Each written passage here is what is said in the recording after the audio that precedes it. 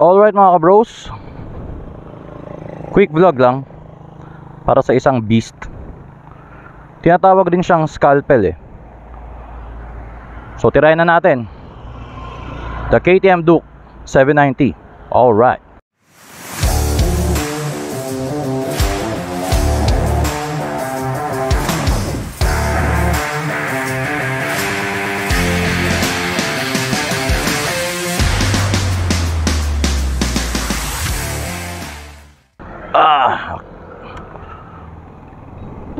Wow, TFT.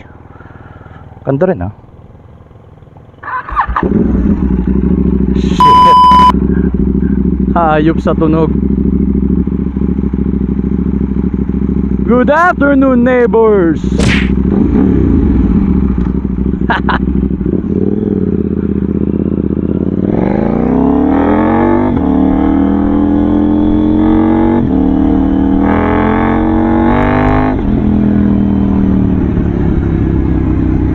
Hanep.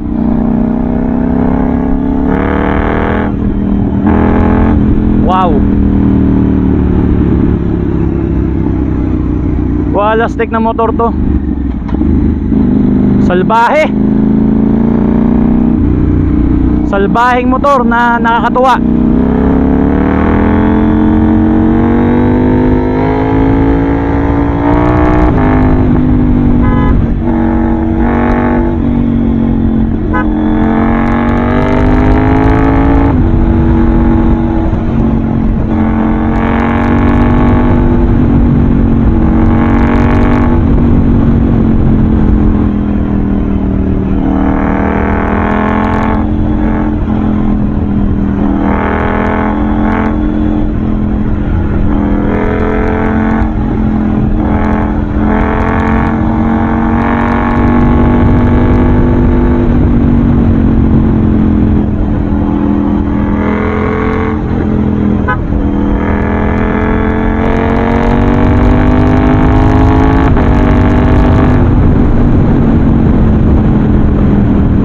Grabe, torque talaga.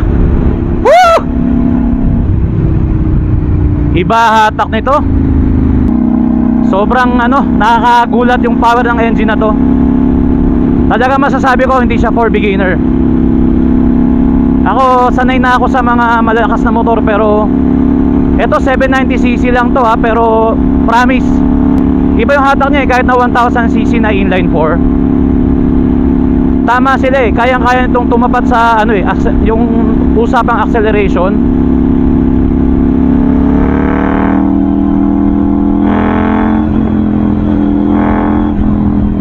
Grabe. Sobrang barumbado ng bike na to. So shoutout sa owner nito, yung friend natin, na friend ng friend natin. Ano daw? Si Boss Lucky. Yan. Okay, acceleration test tayo. Duke 790 in 3, 2, 1, go.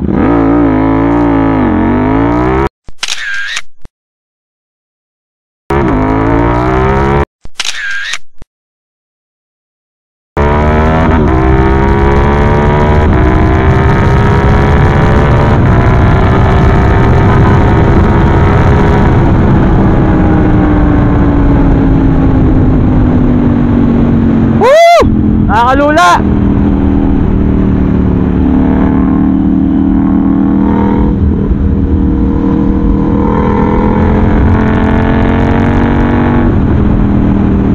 Ganda sobra.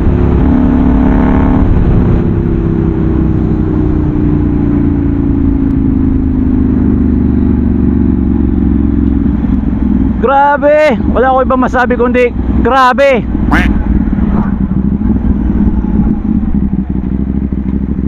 Kala ko dati yung iba OA lang yung mga comment Turning radius check. Okay, sa kalahating lane. Ito yung motor na yung talagang bawat piga mo kailangan handa ka. Hindi pwedeng lutang ka, kung hindi maiiwan ka nito. Tingnan nyo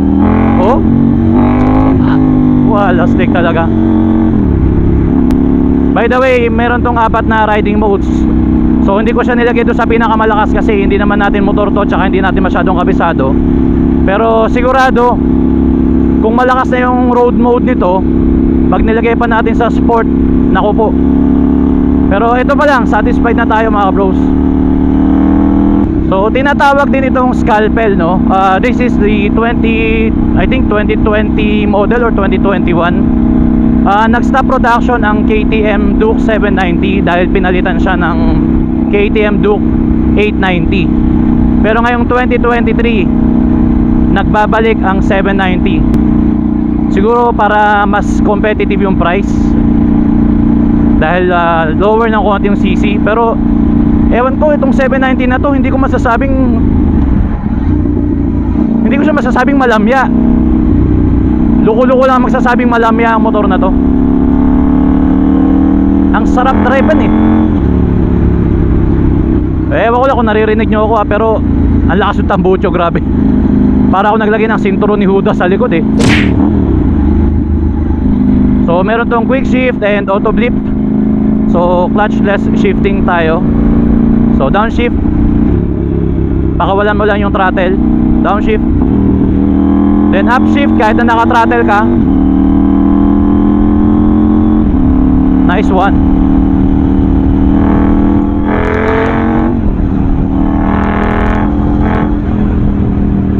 Sobrang sarap drivean, grabe.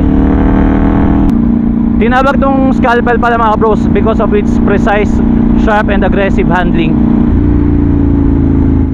And talaga namang sobrang aggressive at napakadaling i-maneuver ng bike. Kasi imagaan lang siya eh.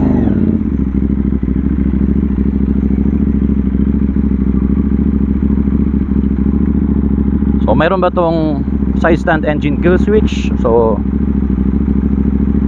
primera, baba ang side stand.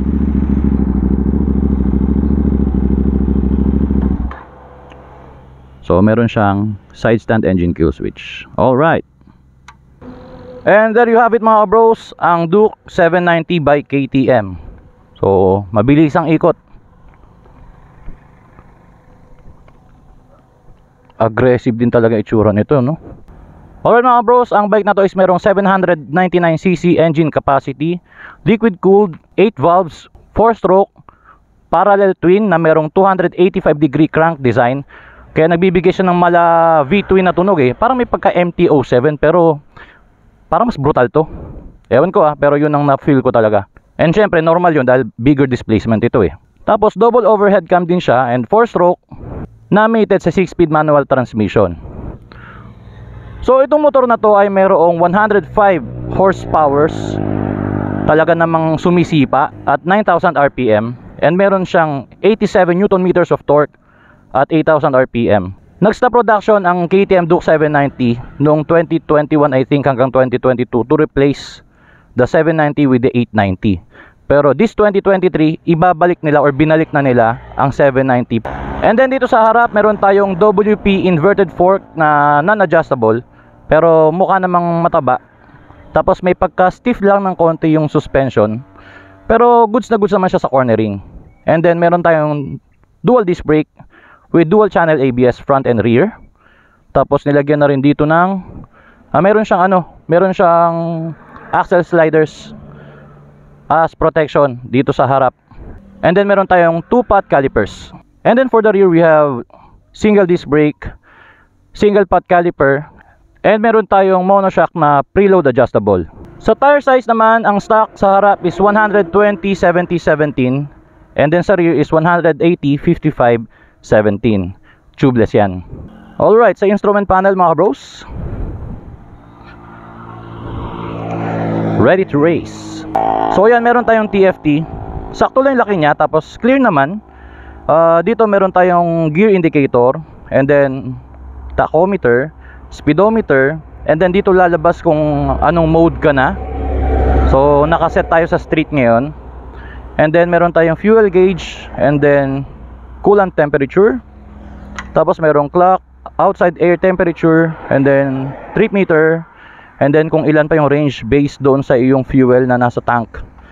And then dito sa gilid, meron tayong check engine light indicator, ABS indicator, traction control indicator, another neutral light indicator. And then dito is oil pressure warning light indicator. Ano pa ba? Wala na. Tapos dito meron tayong high beam indicator. Yan. Sa bandang left, meron tayong adjustable clutch lever na magaan dahil assist and sleeper clutch siya. And meron tayo ritong mga pang-toggle sa mga menu. Pwede mong palitan ang iyong traction control dahil meron itong 9 traction control. And meron din tong 4 na riding modes. And you can also disable the ABS para kung gusto mong mag-ride ng walwalan at gusto mong mas exciting, magpa-slide-slide or gumawa ka ng mga tricks like yung mag-stoppy. So madi-disable si ABS. Isi-switch mo lang siya sa Supermoto. And then turn signal light switch, left and right, press to cancel. Mukhang maganda naman yung quality ng mga switch. Tapos madali lang siyang pindutin. And then horn sa baba. Yan, aftermarket na yung horn niya. Then engine kill switch. Then ito yung on. Tapos meron tayo sa right na brake lever para sa front. Nilagyan din ito ng owner ng aftermarket na bar and side mirrors. And ang kagandahan dito mga kabros, kung titingnan nyo, meron na siyang built-in na steering damper. So pagka medyo racing mode ka, may iwasan mo yung mag-tank slap at delikado yun. When it comes to seat mga bros, we cannot expect yung sobrang comfortable ride kasi as you can see, maganda-ganda naman siya. Malambot-lambot naman pero hindi siya alam mo yun, hindi siya ma-recommend for sobrang long ride. And ganun din dito. Sakto lang yung comfort niya, pero i-expect nyo na medyo mas matagtag ng konti ito kumpara sa mga conventional na mga seats kasi ito ay built for racing Kaya nga nung binuksan natin yung instrument panel niya, nakalagay is ready to race. Yan. Pero overall mga kabros, sobrang ganda ng performance ng bike. Sabi ko nga lagi sa vlog ko, mas nag-e-enjoy ako sa torque, hindi sa top speed kasi mas nagagamit natin ng torque for everyday, pang overtake. Ang top speed, usually kasi ang top speed for me is pang racetrack lang naman talaga. Okay, claim top speed ng motor na to mga kabros is 215 to 220. Sabi rin ng mga ibang mga research ko na sa mga ibang nakita ko. So mga 215 to 220 kph. So not bad. Then fuel consumption, doon ka mabibilib. 790cc pero nagko-consume lang to ng 30 kilometers per liter. Even mas para ka naka 400cc lang 'di ba? Pero ang ibibigay nito sa iyo is additional yun. So what else? So kinabitan din to na owner ng aftermarket na yan, frame slider. Tapos what else? So yan. Tapos yan ganda ng radiator niya, pakurbada. Dahil nga ito ay liquid cooled. Yun lang mga bros, liquid cooled ito, pero may nafi-feel pa rin akong konting init. Actually, pagka na-traffic ka, for sure hindi lang konti yan. Given na 790cc engine to, talagang may intindihan mo na mainit siya sa hita. And yun din naman yung kadalasang mga nararamdaman sa mga KTM engines. Pero pag umaandar ka na, wala na, hindi mo na maiisip yung init dahil malakas na yung hangin plus yung, alam mo yun, andun yung adrenaline Yan, so check natin. Tingnan natin yung menu. So press set. Tapos yan, pwede kang tumingin ng mga menus dito, yung trip data mo, riding modes, pwede mong palitan. And then punta tayo dito sa motorcycle, yan. Pwede mong i-switch on or off yung ABS mode, quick shift, and then yung shift light. So yan yung mga options mo. Hindi naman siya komplikado gamitin. Hindi siya mahirap intindihin. Then pag nag-press ka ng down, so ito yung mga makikita mong info. Kung ano na yung mga nangyari sa ride mo. So meron kang trip meter, average fuel consumption per 100 km. Then average speed mo is 51 kilometers per hour. So andun din yung kung ilang oras na yung naging trip time mo. And then yung fuel range nga. Okay, sound check tayo mga kabros.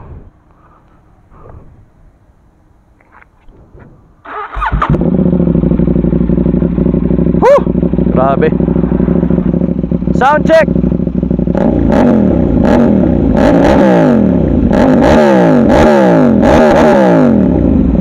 Sarap. Tumatalo, nagsasayaw yung mga tutuli ko. So by the way mga bros, wala tong hazard lights, pero pwede mo naman palagyan. At ito ang itsura ng kanyang ilaw, LED na. And then meron diyang DRL dito pa ganon sa gilid. And then para i-high beam, ito yan. Yun. So yan ang high beam niya, yung nasa baba na dalawa. Then meron tayong LED na turn signal lights na nilagay. And then sa likod, meron tayong LED na tail light and then turn signal lights na cute na puro LED din.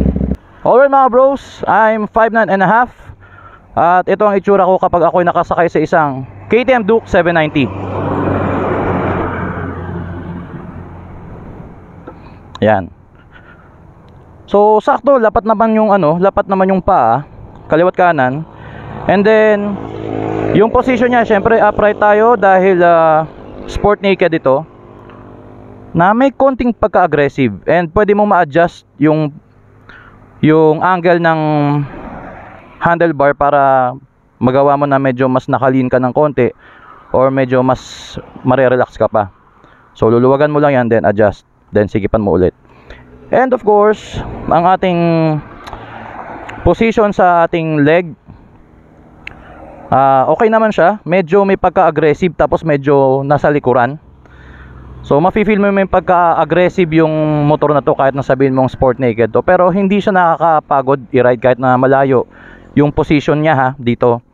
Though yung sa upuan nga nabanggit ko kanina, medyo matagtag ng konti, pero given na yan kasi nga may pagka may pagka track bike racing inspired itong motor na to so maintindihan natin yan. Curve weight ng motor na to is 189 kilos. Kahit pa paano magaan na yun para sa ganitong displacement na 790cc, 800. For me, pwede ito pang araw-araw. Pero ang problema kung gagawin mo tong pang araw-araw, kahit hindi ka pa late sa trabaho, parang feeling mo lagi kang late dahil gusto mo di ba?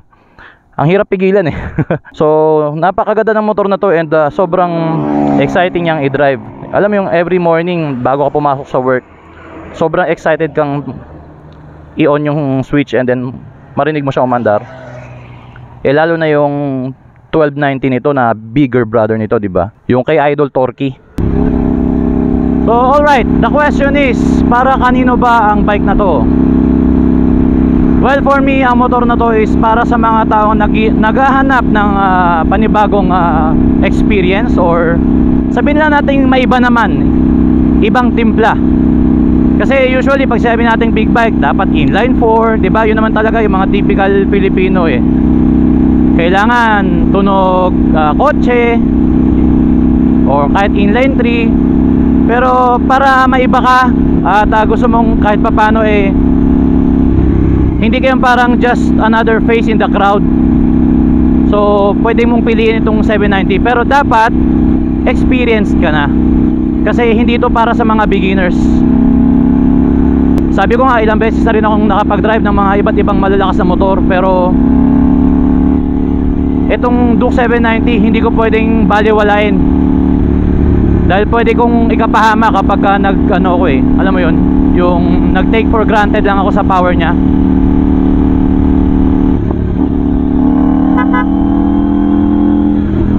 So kung naghahanap ka ng motor na hindi sobrang mahal pero kumpleto sa mga safety features, or halos kumpleto sa safety features, traction controls, dual channel ABS, and then riding modes 4, tapos all LED, for just 599,000 pesos meron ka ng KTM Duke 790 with quick shift and auto blip. So shoutout ulit sa owner ng bike na to, si Boss Lucky. Thank you for entrusting me this bike. And sa isang subscriber natin, pasensya na, medyo na-delay lang yung shoutout ko sa'yo, kay Boss Dexter Valoroso. Yan, shoutout sa'yo Boss Dexter Valoroso. Yan 2 beses ko nang binanggit. So shoutout sa'yo idol.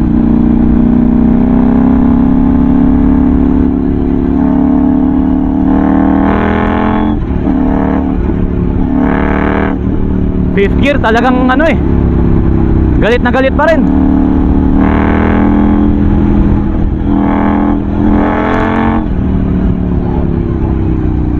So if you like this video, please don't forget to like, share, and subscribe. Pakihit na rin ang bell. Maraming salamat sa panonood. And this has been your bro nagsasabing always, ride safe and stay alive. God bless.